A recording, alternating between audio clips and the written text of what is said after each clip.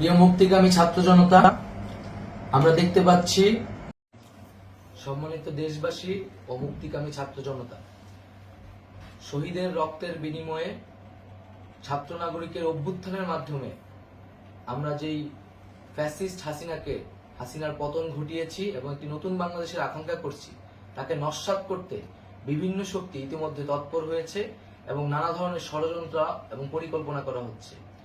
আমরা মুক্তিকামী ছাত্র জনতার পক্ষ থেকে স্পষ্টভাবে বলতে চাচ্ছি যে এই বাংলাদেশকে ফ্যাসিবাদী রেজিম থেকে মুক্ত করার জন্য এবং একটি নতুন বাংলাদেশ, জনগণের বাংলাদেশ প্রতিষ্ঠার জন্য সকল ধরনের ষড়যন্ত্রকে নস্যাৎ করার জন্য, প্রতিহত করার জন্য বাংলাদেশের ছাত্র জনতা কিন্তু সদা প্রস্তুত রয়েছে।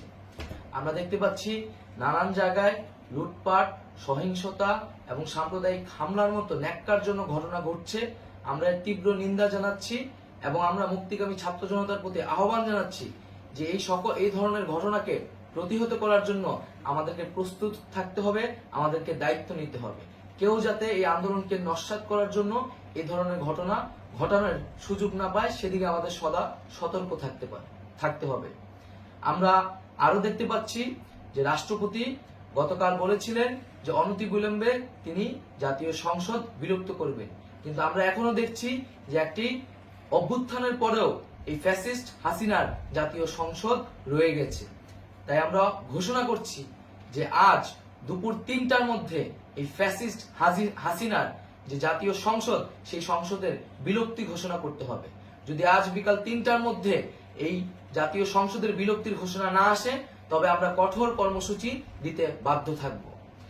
এছাড়া বন্ধুগণ, সবার জন্য আমরা জানাচ্ছি যে আমাদের যে অন্তর্বর্তীকালীন সরকারের কথা আমরা বলেছি, সেই সরকারের প্রধান উপদেষ্টার নাম আমরা ইতিমধ্যে ঘোষণা করেছি এবং এই সরকারের অন্যান্য উপদেষ্টা সহ সামগ্রিক রূপরেখা আমাদের প্রস্তুত রয়েছে। আমরা খুব শীঘ্রই সেই রূপরেখাটি জাতির সামনে উপস্থাপন করব।